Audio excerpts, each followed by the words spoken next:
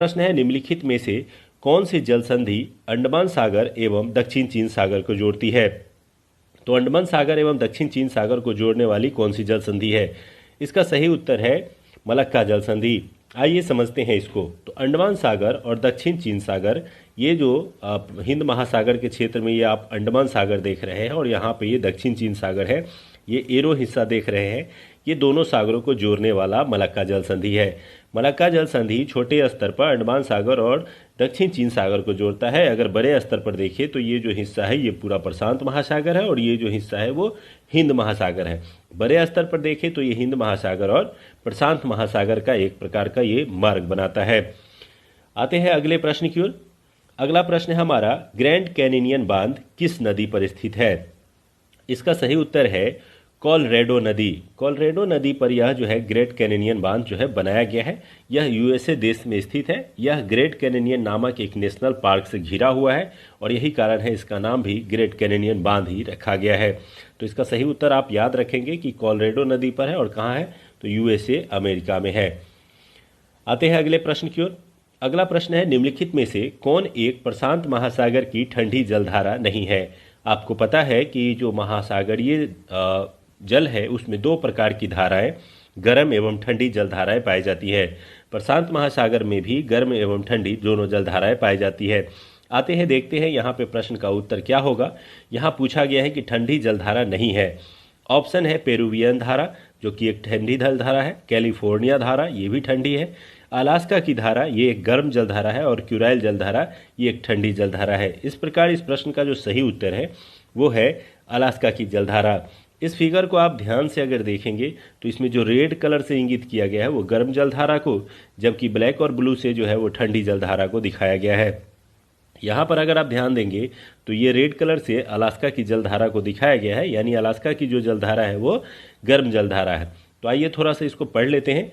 ओयोसीबो धारा, Humboldt, Peruvian धारा, California की धारा, क्यूराइल धारा आदि प्रशांत महासागर की ठंडी जलधारा है, जबकि एल नीनो, अलास्का, सुसीमा, क्यूरोशिबो आदि जो जलधाराएं हैं वो प्रशांत महासागर की गर्म जलधाराएं हैं। तो एक लिस्ट बना करके निश्चित रूप से इसे याद रखें। इससे संबंधित एक बहुत ही आज सरल भाषा में एक वीडियो भी यूट्यूब पे अपलोडेड है, उसे आप देख लेंगे तो आपको सारी जलधाराएं आसानी से याद हो जाएंगी। आते हैं अगले प्रश्न की ओर। भारतीय मानक समय रेखा निम्न में से किस राज्य से होकर गुजरती है? ऑप्शन है ओडिशा, झारखंड, तेलंगाना और ऑप्शन डी ए और बी दोनों। तो सबसे पहले यहाँ ध्यान देंगे कि मानक समय रेखा पूछा जा रहा है, कर्क रेखा नहीं। तो मानक समय रेखा जो है वो भारत के 5 राज्यों से होकर के गुजरती है। कौन है ये 5 राज्य? उत्तर प्रदेश, मध्य प्रदेश, छत्तीसगढ़, ओडिशा और आंध्र प्रदेश। इस प्रकार इसका सही उत्तर जो है वो ओडिशा है। आपको पता होगा कि 82.5 डिग्री जो पूर्वी देशांतर है वो भारत का मानक समय रेखा है, जो दोनों ही पूर्वी एवं पश्चिमी जो देशांतर है उसके मध्य की जो देशांतर रेखा है उसे ही मानक समय रेखा के रूप में चुना जाता है। यह जो मानक समय रेखा है वो इलाहाबाद के नैनी से होकर के गुजरती है और ग्रीनविच जो विश्व का मानक समय रेखा है उससे लगभग 5.5 घंटे आगे जो है ये भारत का मानक समय है। आते हैं अगले प्रश्न की ओर, जो है हमारा 5वां प्रश्न। भारतीय मुख्य भूमि का सबसे दक्षिणतम बिंदु क्या है? ऑप्शन है Indira Point, Cape Comorin, Indira Col, इनमें से कोई नहीं। जैसे ही प्रश्न पढ़े होंगे आपको इंदिरा पॉइंट ध्यान में आएगा, लेकिन इसका सही उत्तर केप कैमोरीन है। क्यों? क्योंकि इस प्रश्न में अगर आप ध्यान देंगे तो पूछा गया है मुख्य भूमि का, यानी भारत का दक्षिणतम बिंदु अगर पूछा जाता और मुख्य भूमि नहीं रहता तब इसका आंसर जो है वो होता इंदिरा पॉइंट, जो अंडमान निकोबार क्षेत्र में स्थित है। मुख्य भूमि से तात्पर्य यह भारत का जो स्थलीय भाग है इसका सबसे दक्षिणतम बिंदु, इसका सबसे दक्षिणतम बिंदु जो है वो है कन्याकुमारी में स्थित केप कैमोरीन, जो तमिलनाडु राज्य में आता है। आते हैं अगले प्रश्न की ओर। निम्नलिखित में से किस देश के साथ पश्चिम बंगाल राज्य की सीमा नहीं लगती है? जैसे ही इस तरह के प्रश्न आए तो आपको सबसे पहले अपने माइंड में पश्चिम बंगाल का मैप ध्यान में आना चाहिए। ऑप्शन में देखते हैं भूटान लगा हुआ है, म्यांमार, नेपाल, बांग्लादेश, यानी इसकी जो सीमा नहीं सटती है वो म्यांमार के साथ नहीं सटती है। आइए इस मैप को देखते हैं। ये है पश्चिम बंगाल का मैप। यहाँ पर ये नेपाल से सटा हुआ है, यहाँ पर ये भूटान से सटा है, ये वाला हिस्सा इसका बांग्लादेश से सटा हुआ है। लेकिन इसके जो बाकी राज्य जो इस तरफ नागालैंड, मिजोरम और मणिपुर आदि हैं, उसके बाद म्यांमार आता है। इसलिए इस राज्य की सीमा म्यांमार के साथ नहीं सटती है। पश्चिम बंगाल की सीमा केवल भूटान, नेपाल और बांग्लादेश जैसे देशों के साथ सटती है। इसके अलावा भारत के साथ इसका बृहत हिस्सा जो है वो संलग्न है। आते हैं 7वें प्रश्न की ओर। संविधान के अनुच्छेद 1 के अंतर्गत यूनियन ऑफ स्टेट में कौन सम्मिलित होता है? आपको पता है कि आर्टिकल 1 जो है वो भारत को राज्यों का संघ यानी यूनियन ऑफ स्टेट कहता है। तो इसमें कौन शामिल होता है? ऑप्शन है केवल राज्य, केंद्र शासित प्रदेश, राज्य और केंद्र शासित प्रदेश, संपूर्ण भारतीय क्षेत्र। इसका सही उत्तर है केवल राज्य। क्यों? क्योंकि आप पहले अनुच्छेद को जैसे ही पढ़ेंगे तो उसमें स्पष्ट रूप से कहा गया है कि भारत राज्यों का संघ है, यानी उसमें केवल राज्यों की चर्चा की गई है, केंद्र शासित प्रदेश एवं अन्य क्षेत्रों की चर्चा नहीं की गई है। इसलिए इसका सही उत्तर है भारत अर्थात इंडिया राज्यों का संघ है। आते हैं 8वें प्रश्न की ओर। संविधान के किस भाग को भारत का मैग्ना कार्टा की संज्ञा दी गई है? आपने कई बार पॉलिटी पढ़ने के दौरान इस प्रश्न को पढ़ा होगा। इसका सही उत्तर है भाग 3। भाग 3 जो मौलिक अधिकारों से संबंधित है उसे मैग्ना कार्टा की संज्ञा दी जाती है। इसका कारण क्या है, आइए समझते हैं। सबसे पहले 1215 ईस्वी में ब्रिटेन के राजा के द्वारा सामंतों को कुछ अधिकार दिए गए थे और उन अधिकारों को मैग्ना कार्टा कहा गया। मैग्ना कार्टा से तात्पर्य यहाँ पर अधिकारों से संबंधित होता है। यही कारण है कि भारत में भारतीयों के अधिकारों की बात भाग 3 के अंतर्गत की गई है। इसी कारण से भाग 3 को भारत का मैग्ना कार्टा कह के संबोधित किया जाता है। इसके अलावा आप पढ़ेंगे कि 12 से 35 अनुच्छेद के बीच में भारतीय मौलिक अधिकारों का वर्णन किया गया है, जिसके उल्लंघन के लिए आर्टिकल 32 के तहत सर्वोच्च न्यायालय और आर्टिकल 226 के तहत उच्च न्यायालय में मामला दर्ज कराया जा सकता है। आते हैं 9वें प्रश्न की ओर। संसदीय प्रणाली में शून्यकाल किस देश की देन है? तो आपने कई बार पॉलिटी में शून्यकाल शब्द पढ़ा होगा। यह किस देश की उत्पत्ति है? तो इसका सही उत्तर है भारत। भारतीय शासन व्यवस्था के अंतर्गत ही ये शून्यकाल शब्द का प्रयोग प्रारंभ हुआ था। शून्यकाल में संसद सदस्य बिना पूर्व सूचना के मामले उठा सकते हैं, यानी अति आवश्यक मामलों को संसद में उठाने के लिए शून्यकाल का प्रयोग किया जाता है। शून्यकाल की जो आवर होता है वो प्रश्नकाल के बाद का तुरंत का 1 घंटा होता है, जो संभवतः 12 बजे से प्रारंभ होता है। यानी 11 बजे से 12 बजे तक जो है वो प्रश्नकाल और 12 बजे से 1 बजे तक का घंटा शून्यकाल के रूप में जाना जाता है। भारत में यह प्रक्रिया जो है वो 1962 में शुरू हुई थी और यह भारतीय संसदीय व्यवस्था की ही देन है। आते हैं 10वें प्रश्न की ओर। निम्न में से किस वर्ष भारत में राष्ट्रीय आपातकाल लागू नहीं हुआ था? ऑप्शन है 1965, 1962, 1971, 1975। इसका सही उत्तर है 1965। आपको पता होगा कि 1965 में भारत पाकिस्तान युद्ध हुआ था, लेकिन इस वर्ष जो है भारत में राष्ट्रीय आपात नहीं लगाया गया था। भारत में अब तक आर्टिकल 352 के तहत 3 बार जो है वो राष्ट्रीय आपात लगाया गया है। सबसे पहली बार 1962 में, दूसरी बार 1971 में और तीसरी बार 1975 में लगाया गया था। पहली बार लगाया गया 1962 का आपातकाल 1962 से लेकर 68 तक चला था, जिसके कारण बीच में हुए 1965 के पाकिस्तान युद्ध के दौरान आपातकाल लगाने की आवश्यकता नहीं पड़ी। यही कारण है कि इस युद्ध के दौरान आपातकाल अलग से नहीं लगाया गया था।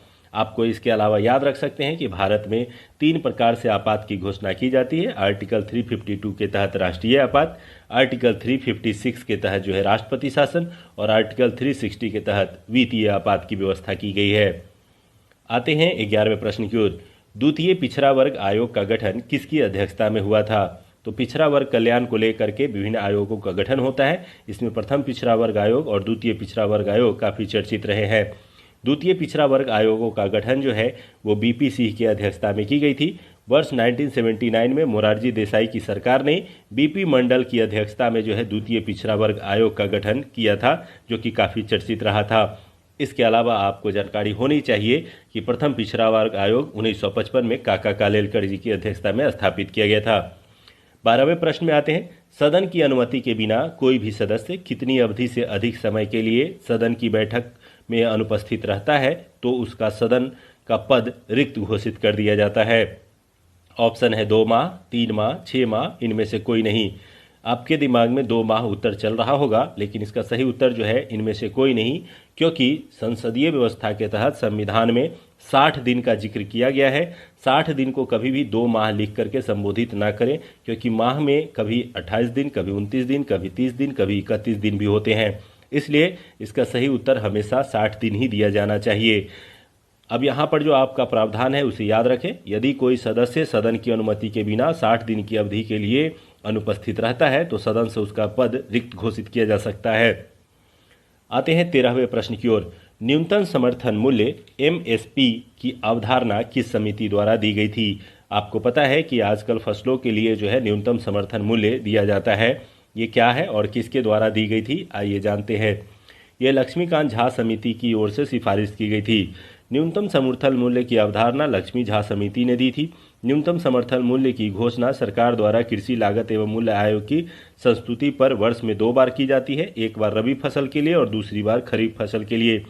यहाँ से एक प्रश्न हमेशा पूछा जाता है कि न्यूनतम समर्थन मूल्य कौन बताता है, तो कृषि लागत एवं मूल्य आयोग, जिसे हम लोग CACP के नाम से जानते हैं, इसके द्वारा ही न्यूनतम समर्थन मूल्यों की घोषणा की जाती है। आते हैं 14वें प्रश्न की ओर। भारत में पहली बार जेंडर बजट कब पेश किया गया था? तो सबसे पहले ये समझ लें कि जेंडर बजट क्या होता है।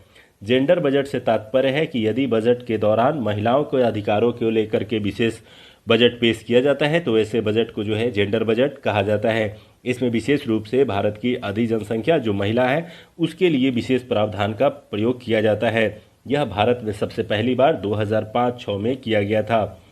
तो महिलाओं के खिलाफ होने वाले भेदभाव को समाप्त करने और लैंगिक समानता को बढ़ाने के उद्देश्य से 2005-06 में जो है पहली बार जो है भारतीय वित्तीय व्यवस्था में बजट जेंडर पेश किया गया था। तो इसे याद रखिएगा, ये कभी भी प्रश्न के रूप में पूछा जा सकता है। 15वें प्रश्न में आते हैं। निम्नलिखित में से कौन बहुआयामी गरीबी सूचकांक के आयामों में शामिल नहीं है?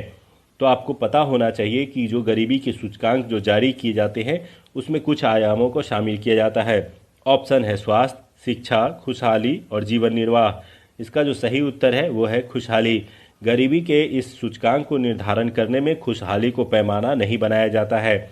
इसके लिए 3 पैमानों को चुना जाता है। हेल्थ, जिसे 1/3 वेटेज दिया जाता है। एजुकेशन, उसे भी 1/3 वेटेज दिया जाता है। और लाइफ स्टैंडर्ड, जो लिविंग स्टैंडर्ड है, उसे 1/3 वेटेज दिया जाता है। और इसी प्रकार से इन तीनों का प्रयोग करते हुए गरीबी सूचकांक का जो प्रयोग है वो UNDP, United Nation development programme द्वारा जारी किया जाता है। तो इसका सही उत्तर आप याद रखेंगे, स्वास्थ्य, शिक्षा एवं जीवन निर्वाह। आते हैं 16वें प्रश्न की ओर। गुप्त संवत की शुरुआत किसने की थी? तो गुप्त संवत के बारे में आप जानते होंगे कि यह एक प्रकार का कैलेंडर है जो गुप्त शासक चंद्रगुप्त प्रथम द्वारा जारी किया गया था। इसका सही उत्तर आपको याद रखना है कि गुप्त संवत जो है वो चंद्रगुप्त प्रथम द्वारा जारी किया गया था। तो चंद्रगुप्त प्रथम जब शासक बना था 319-20 में, तब उसने यह जो है संवत जारी किया था।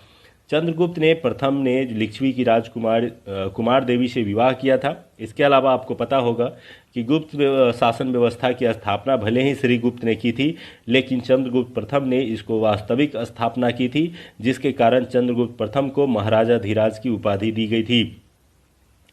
आते हैं 17वें प्रश्न की ओर। कुतुबुद्दीन ऐबक की राजधानी कहाँ थी? आपको पता होना चाहिए कि दास वंश की स्थापना जो है कुतुबुद्दीन ऐबक ने की थी, जो एक गौरी का दास था। उसने सबसे पहले भारत में सल्तनत व्यवस्था की स्थापना की। उस समय उनकी राजधानी लाहौर थी। तो इसका सही उत्तर जो है वो लाहौर है। कुतुबुद्दीन ऐबक दिल्ली सल्तनत का पहला शासक था। उसने मात्र 4 वर्ष 6 से लेकर के 10 तक शासन किया था। और आपको पता होना चाहिए कि चौगान खेलते हुए उसके गिरने के कारण उसकी मौत हो गई थी और उसने अपनी प्रारंभिक राजधानी लाहौर बनाई थी। बाद में जाकर के इल्तुतमिश ने इस राजधानी को परिवर्तित करते हुए दिल्ली को राजधानी बनाया था। कुतुबुद्दीन ऐबक को लाक्स बख्श, पील बख्श और हातिम द्वितीय आदि नामों से भी जाना जाता था। अलाई दरवाजा अथवा कुश्क-ए-शिकार का निर्माण किस शासक के द्वारा किया गया था? तो अलाई दरवाज़ा काफ़ी चर्चित है और उम्मीद करते हैं कि इस प्रश्न का सही उत्तर आपको पता हो। ऑप्शन है इल्तुतमिश, बलबन, अलाउद्दीन खिलजी, मोहम्मद बिन तुगलक। इसका सही उत्तर है अलाउद्दीन खिलजी। जो अलाई दरवाज़ा या कुश्क-ए-शिकार है वो अलाउद्दीन खिलजी द्वारा स्थापित किया गया था। इसके अलावा सिरी का नगर, अलाई दरवाज़ा, जमैयत खां का मस्जिद आदि का निर्माण अलाउद्दीन खिलजी द्वारा किया गया था। अलाउद्दीन खिलजी ने विजयों को इतना प्रोत्साहित किया था कि उसने स्वयं को द्वितीय सिकंदर यानी सिकंदर ए सानी की उपाधि दी थी। इसके अलावा अलाउद्दीन खिलजी के संबंध में आपको जानकारी होनी चाहिए कि उसने 1296 से लेकर के 1316 तक लगभग जो है 20 वर्षों तक उसने जो है शासन किया था। इस दौरान उसकी बाजार व्यवस्था एवं रानी पद्मावती से संबंधित कहानी के कारण वह काफ़ी प्रचलित भी है। आते हैं 19वें प्रश्न की ओर। तारीख ए फिरोज शाही की रचना किसके द्वारा की गई थी? तो मध्यकालीन इतिहास की एक प्रमुख रचना में तारीख ए फिरोज शाही को जाना जाता है। तारीख ए फिरोज शाही की रचना जो है जियाउद्दीन बर्नी के द्वारा की गई थी। तो इसका सही उत्तर जो है वो जियाउद्दीन बर्नी द्वारा की गई थी। जियाउद्दीन बर्नी जो था वो एक बहुत ही उम्दा इतिहासकार के रूप में जाने जाते हैं। उसने मोहम्मद बिन तुगलक एवं फिरोज शाह तुगलक के संबंध में इस पुस्तक में विशेष रूप से चर्चा की है। आते हैं अगले प्रश्न में। सांप्रदायिक पंचाट की घोषणा किस वर्ष की गई थी? सांप्रदायिक पंचाट की घोषणा जो है वो ब्रिटिश के प्रधानमंत्री रैमजे मैकडोनल्ड द्वारा 1932 में की गई थी। तो इसका सही उत्तर जो है वो 1932 है। यह अगस्त 1932 में रैमजे मैकडोनल्ड द्वारा घोषणा की गई थी। सांप्रदायिक पंचाट में कुछ विशेष बातें थी जिसे आपको ध्यान रखना होगा। सांप्रदायिक पंचाट के अंतर्गत मुसलमानों के लिए जो है अलग से जो है निर्वाचन बनाया गया था। इसके अलावा अछूतों के लिए भी अलग से निर्वाचन की व्यवस्था की गई थी। स्त्रियों के लिए भी स्थान आरक्षित किया गया था, यानी भारतीयों को बांटो और अलग अलग ग्रुप में फूट डालो और राज करो की नीति के रूप में व्यवस्थित करने का प्रयास किया था। इसी कारण से इसको सांप्रदायिक पंचाट का नाम भी दिया गया था। आते हैं 21वें प्रश्न की ओर। खेरा का युद्ध कब हुआ था? ऑप्शन है 1705, 1707, 1724, 1728। इसका सही उत्तर है 1707। खेरा का युद्ध इतिहास में काफ़ी प्रचलित है। खेरा का युद्ध छत्रपति शिवाजी के पौत्र यानी पोते साहू और ताराबाई के बीच लड़ा गया था। 1707 में कैद से आज़ाद होने के बाद साहू ने ताराबाई से युद्ध करते हुए अक्टूबर 1707 में इस पर विजय प्राप्त की थी और उन्होंने जा कर के जो है गद्दी प्राप्त की और उन्होंने शिवाजी द्वितीय के नाम से भी जाना जाने लगा। इन्हीं के समय में पेशवाओं का प्रभुत्व जो है वो फिर से बढ़ने लगा था। 22वें प्रश्न की ओर आते हैं। क्लोरोफिल में पाया जाने वाला धातु कौन सा होता है? ऑप्शन है जस्ता, लोहा, मैग्नीशियम, बोरॉन। इसका सही उत्तर जो है वो मैग्नीशियम है। आपको पता है हरे रंग के पत्तों के अंतर्गत जो है क्लोरोफिल पाया जाता है और क्लोरोफिल में मैग्नीशियम धातु पाया जाता है। इसे पर्णहरित कहा जाता है। पर्णहरित हरित लगभग पर्णहरिम या क्लोरोफिल एक प्रोटीन युक्त जटिल रासायनिक यौगिक होता है जिसकी सहायता से पौधे जो है हरे रंग के पत्तों के माध्यम से भोजन बनाते हैं। तो क्लोरोफिल में पाए जाने वाला धातु मैग्नीशियम और इसी की सहायता से भोजन बनाया जाता है तथा पत्तों का कलर जो है वो हरा होता है। आते हैं अगले प्रश्न की ओर। लूनर कास्टिक के नाम से किसे जाना जाता है? ऑप्शन है silver chloride, silver iodide, silver nitrate. इनमें से कोई नहीं। इसका सही उत्तर है सिल्वर नाइट्रेट। इसके जुड़े हुए प्रश्न कई बार पूछे जाते हैं। सिल्वर नाइट्रेट AgNO3 को लूनर कास्टिक के नाम से जाना जाता है। इसका उपयोग मतदान के समय मतदाताओं की उंगली पर लगाई जाने वाली स्याही के रूप में किया जाता है। तो आपको पता है कि मतदान करते समय एक उंगली पर स्याही लगाई जाती है जो अमिट स्याही के रूप में जानी जाती है। यह सिल्वर नाइट्रेट होता है। आते हैं अगले प्रश्न की ओर। निम्नलिखित में से सबसे अधिक इलेक्ट्रॉन बंधुता वाला तत्व कौन सा है? तो कौन सा ऐसा तत्व है जिसको इलेक्ट्रॉनिक बॉन्ड जो है वो सबसे ज़्यादा मजबूत होता है या सबसे ज़्यादा होता है? ऑप्शन है क्लोरीन, फ्लोरीन, हाइड्रोजन, ऑक्सीजन। इसका सही उत्तर है क्लोरीन। क्लोरीन में जो है किसी परमाणु के बाह्यतम कक्षा में इलेक्ट्रॉन जोड़ने पर जितनी ऊर्जा मुक्त होती है वह उसकी इलेक्ट्रॉनिक बंधुता को कहलाती है। इलेक्ट्रॉन की इलेक्ट्रॉन बंधुता जो है वो सबसे अधिक होती है, इसलिए इसका सही उत्तर जो है वो है क्लोरीन है। अगले प्रश्न में आते हैं। ग्रीनोकाइट किसका अयस्क है? तो ग्रीनोकाइट जो है वो किसका अयस्क है? ऑप्शन है पोटासियम, कैडमियम, सोडियम, मैग्नीशियम। इसका सही उत्तर है कैडमियम। कैडमियम का जो अयस्क होता है वो ग्रीनोकाइट होता है। कैडमियम वाला एकमात्र खनिज है ग्रीनोकाइट। यह कैडमियम ज़्यादातर USA, बोलिविया, ग्वाटेमाला में पाया जाता है। कैडमियम का उपयोग रिचार्जेबल निकल कैडमियम बैटरी के में किया जाता है और यहाँ से कई बार प्रश्न पूछा गया है कि ग्रीनोकाइट किसका अयस्क होता है, तो इसका सही उत्तर होता है कैडमियम। आते हैं अगले प्रश्न की ओर। ये भी प्रश्न कई बार पूछा गया है। गन मेटल मिश्र धातु के अवयव कौन है? तो गन मेटल जो कई धातुओं से मिलाकर बनाया जाता है, इसके कौन कौन से अवयव होते हैं? ऑप्शन है इसके अलग अलग ऑप्शन आपको दिखाई दे रहे हैं। तांबा, जिंक, निकेल, तांबा, सीसा, टीन, तांबा, जिंक, टीन, तांबा, जिंक, लोहा। इसका सही उत्तर है तांबा, जिंक और टीन। इसके मिलने से जो है गन मेटल का निर्माण किया जाता है? तो तांबा, जिंक और टीन गन मेटल मिश्र धातु के अवयव है। इसके अलावा तांबा, जिंक और निकेल के मिलाने से जर्मन सिल्वर बनता है। तांबा, जिंक और लोहा को मिलाने से डेल्टा मेटल का निर्माण होता है। आते हैं अगले प्रश्न की ओर। शरद विषुव की स्थिति कब होती है? तो शरद विषुव क्या होती है, आइए इसको थोड़ा सा फिगर में हम लोग समझते हैं। हालांकि इसके ऑप्शन पहले देख ले। 21 मार्च, 22 दिसंबर, 22 अक्टूबर, 23 सितंबर। इसका जो सही उत्तर है वो है 23 सितंबर। क्यों है, जानते हैं इसको। जब पृथ्वी की किरणें पृथ्वी पर सूर्य की किरणें एकदम सीधी रेखा में पड़ती हैं तो उस समय जो है विषुव की स्थिति बनती है। 21 मार्च और 23 सितंबर को सूर्य विषुवत रेखा पर चमकता है। ऐसी स्थिति में पूरे पृथ्वी पर दिन और रात का जो समय होता है वो बराबर हो जाता है। इस दिन रात की अवधि के बराबर होने के क्रम में विषुव की स्थिति कहलाती है, यानी सम दिन रात की अवधि कहलाती है।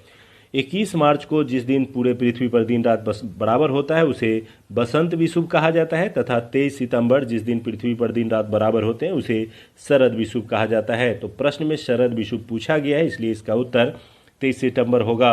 यदि बसंत विषुव पूछा जाएगा तो 21 मार्च। इसके अलावा 2 पॉइंट ये भी याद रख सकते हैं कि पृथ्वी पर जब सूर्य की किरणें कर्क रेखा पर सीधी रेखा में पड़ती है तो इस दौरान कर्क विषुव कहा जाता है, यानी कर्क संक्रांति कहा जाता है, जो 21 जून को होता है। और 22 दिसंबर को मकर रेखा पर इसकी लंबवत किरणें पड़ती है। उस दिन पृथ्वी पर जो है दक्षिणी गोलार्ध में सबसे बड़ा दिन हो जाता है, तो इसलिए जो है 22 दिसंबर का दिन और 21 जून का दिन काफ़ी महत्वपूर्ण माना जाता है। आते हैं अगले प्रश्न की ओर। ध्वनि का तारत्व निर्भर करता है।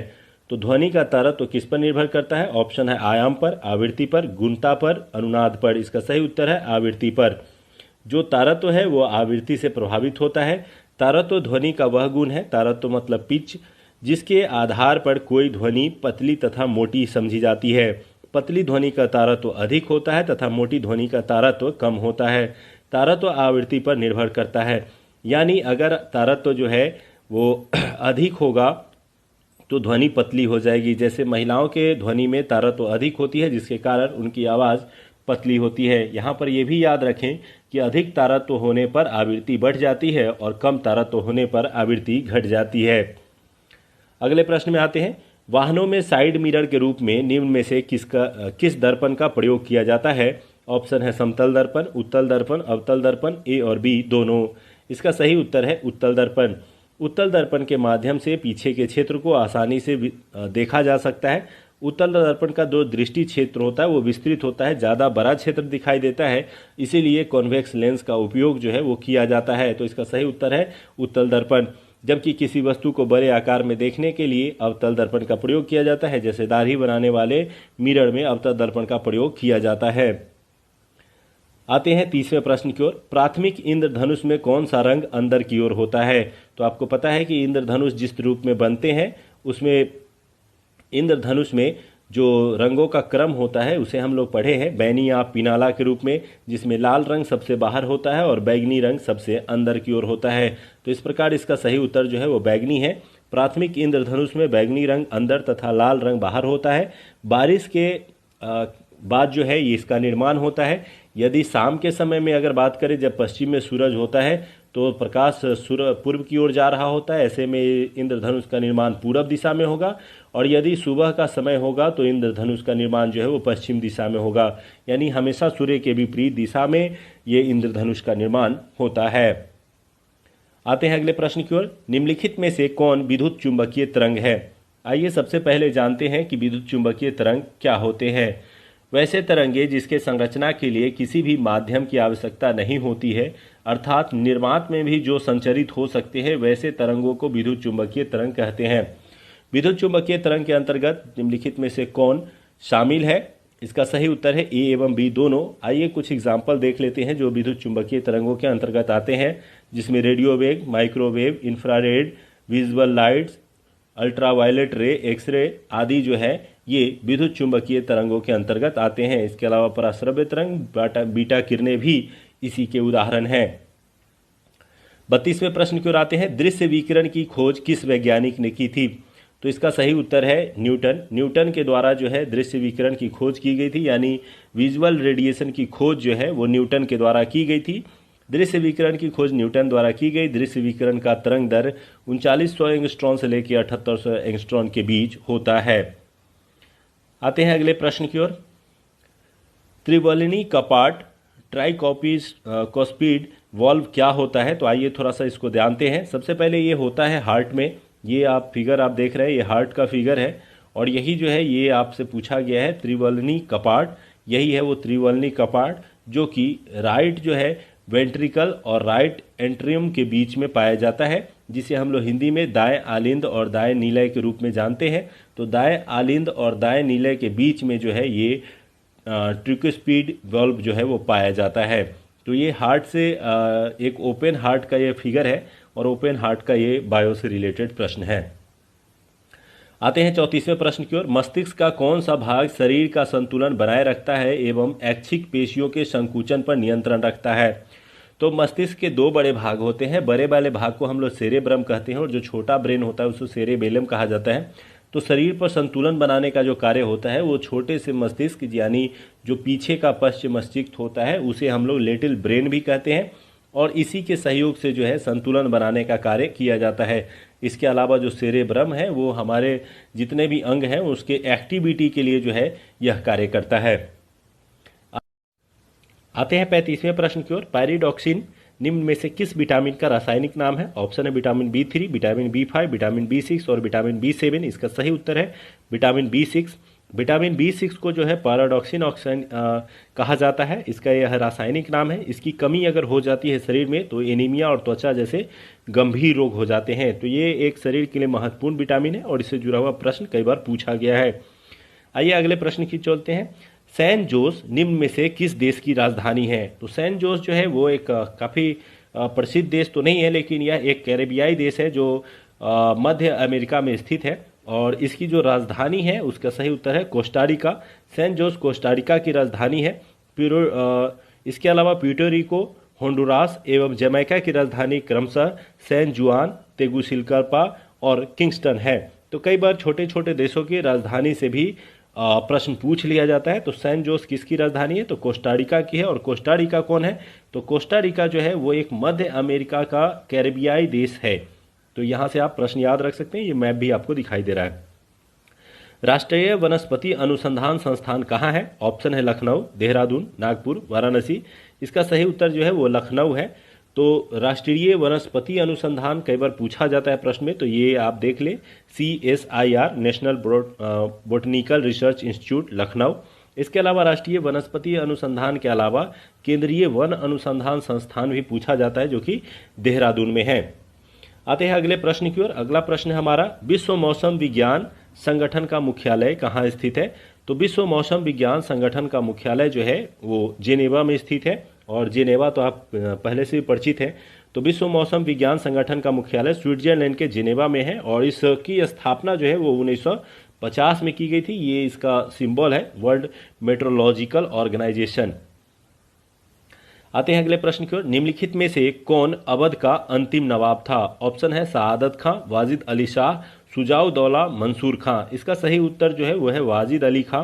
वाजिद अली खां जो है वो अवध का अंतिम नवाब इसलिए रहा क्योंकि 1856 में अंग्रेजों द्वारा अवध पर कुशासन का आरोप लगाते हुए वाजिद अली शाह को हटा दिया गया था और अवध को ब्रिटिश साम्राज्य में मिला लिया गया था और यह एक प्रमुख कारण बना था 1857 की क्रांति का। आते हैं 40वें प्रश्न की ओर। पूर्ण स्वाधीनता का प्रस्ताव कांग्रेस के किस अधिवेशन में पारित किया गया था? तो पूर्ण स्वाधीनता का प्रस्ताव कांग्रेस के ये लाहौर अधिवेशन में पारित किया गया था और आप जानते होंगे कि 1929 का यह लाहौर अधिवेशन जो है वो काफ़ी चर्चित था। इसकी अध्यक्षता जो है जवाहरलाल नेहरू जी द्वारा की गई थी और इसी बार पहली बार यह प्रस्ताव पास किया गया था कि 26 जनवरी 1930 को जो है प्रथम स्वतंत्रता दिवस भी मनाई जाएगी। तो उस उद्देश्य से भी यह लाहौर का अधिवेशन काफ़ी चर्चित था। यह जो है रावी नदी के तट पे अधिवेशन आयोजित किया गया था। आते हैं अगले पॉइंट की ओर। बंगाल विभाजन की घोषणा के बाद किसके नेतृत्व में मुसलमानों का एक शिष्टमंडल वायसराय लॉर्ड मिंटो से मिला था? आपको पता है कि 1906 में इसको लेकर के जो है मुसलमानों का एक टीम जो है वो शिमला जा कर के लॉर्ड मिंटो से मिला था और इस टीम का नेतृत्व जो है वो आगा खां के द्वारा किया गया था और जो कि बंगाल विभाजन 1905 में हुआ था और काफ़ी चर्चित रहा है और इसको लेकर के इतिहास में कई बार प्रश्न पूछे गए हैं। आते हैं 42वें प्रश्न की ओर। हिंदुस्तान सोशलिस्ट रिपब्लिक एसोसिएशन का गठन किस वर्ष किया गया था? तो ये काफ़ी इंपॉर्टेंट प्रश्न है। सबसे पहले तो ये जान लें कि इससे पहले जो है हिंदुस्तान रिपब्लिक एसोसिएशन 1924 में बनाया गया था, जिसे बाद में हिंदुस्तान सोशलिस्ट रिपब्लिक एसोसिएशन का नाम दिया गया और ये 1928 में गठित किया गया था। इसके गठन में सबसे प्रमुख योगदान जो था वो भगत सिंह का था। इसके अलावा सुखदेव एवं चंद्रशेखर आज़ाद भी इसमें शामिल थे। पहले इसे हिंदुस्तान रिपब्लिक एसोसिएशन के रूप में जाना जाता था जो 1924 में गठित हुआ था। आते हैं 43वें प्रश्न को। निम्नलिखित में से किस योजना को डिकी बर्ड प्लान के नाम से भी जाना जाता है? तो डिकी बर्ड प्लान के नाम से जाना जाता है माउंटबेटन योजना को। माउंटबेटन योजना जो है वो डिकी बर्ड प्लान के नाम से जाना जाता है जो 1947 में आया था। इस योजना के तहत ही भारत को स्वतंत्रता दी गई थी और बाद में भारत को स्वतंत्रता दी गई। इसके अलावा भारत एवं पाकिस्तान दो देशों का निर्माण इसी योजना के अंतर्गत हुई थी और भारत के अंतिम जो है ब्रिटिश गवर्नर जनरल जो है या वायसराय कहें यही थे, लॉर्ड माउंटबेटन।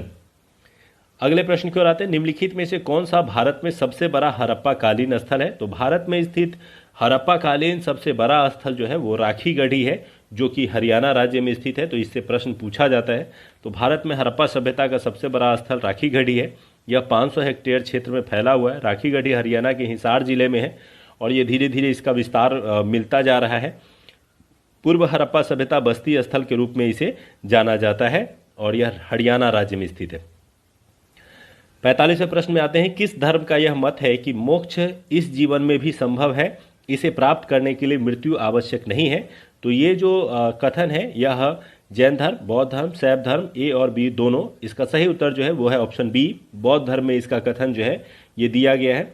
बौद्ध धर्म के अनुसार मोक्ष प्राप्त करने के लिए जरूरी नहीं है कि आप मृत्यु हों, आप ज्ञान की प्राप्ति करके निर्वाण की प्राप्ति कर सकते हैं और मोक्ष की प्राप्ति कर सकते हैं। यानी जीवित रहते हुए भी आप जो है मोक्ष की प्राप्ति कर सकते हैं। हालांकि बौद्ध धर्म में जो है ईश्वर और आत्मा को स्वीकार नहीं किया गया है, लेकिन मोक्ष की बात कही गई है। 46वें प्रश्न में आते हैं। प्रकाश के एक माध्यम से दूसरे माध्यम में जाने पर निम्न में से क्या नहीं बदलता है? ऑप्शन है तरंग दैर्घ्य, आवृत्ति, वेग, ए और बी दोनों।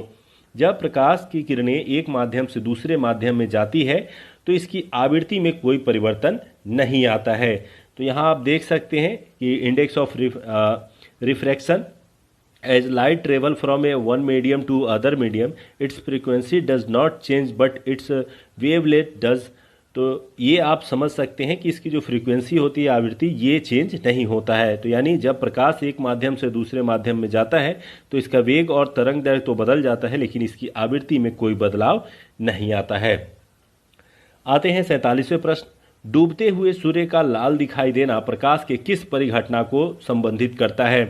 तो जब सूर्य शाम को डूबने लगता है तो वह लाल कलर का दिखाई देता है। यह इसका क्या है? ऑप्शन है ध्रुवन, व्यतिकरण, प्रकीर्णन, अपवर्तन। तो ये स्कैटरिंग ऑफ लाइट का कार्य होता है, यानी प्रकीर्णन के कारण जो है सूर्य शाम के समय जो है वो लाल दिखाई देता है। इसका कारण ये होता है कि दोपहर में जहाँ सूर्य की दूरी पृथ्वी से काफ़ी कम होती है जिसके कारण इसके पृथ्वी के ऊपर पड़ने वाले इसकी किरणों का विखंडन यानी प्रकीर्णन कम होता है, जबकि जब शाम का समय होता है तो सूर्य की स्थिति जो होती है वो काफ़ी दूर होती है जिसके कारण उसके प्रकाश का प्रकीर्णन होता है और यह आसमान में बिखर जाते हैं जिसके कारण यह लाल प्रतीत होता है। तो इसका जो सही उत्तर जो है वो है प्रकीर्णन। तो प्रकाश के प्रकीर्णन के कारण डूबता हुआ सूर्य लाल दिखाई देता है। जब श्वेत प्रकाश किसी माध्यम से होकर गुजरती है तो माध्यम में उपस्थित धूल कण इत्यादि से टकराकर चारों तरफ बिखर जाती है जिसे प्रकाश का प्रकीर्णन कहा जाता है। निम्न में से किसका उपयोग खाना बनाने वाले बर्तनों में न चिपकने वाली परत के रूप में किया जाता है? तो आपको पता होगा कि नॉन स्टिकी जो है वो कढ़ाइयाँ मिलती हैं, उस पर टेफलॉन का जो है परत चढ़ा होता है जिसके कारण इसमें जो है कोई ऑयली चीज या कोई भी जो खाना है वो चिपकता नहीं है। तो इसका जो सही उत्तर है वो है टेफलॉन। टेफलॉन के परत होने के कारण ही उस पर कोई भी खाने का पदार्थ नहीं चिपकता है।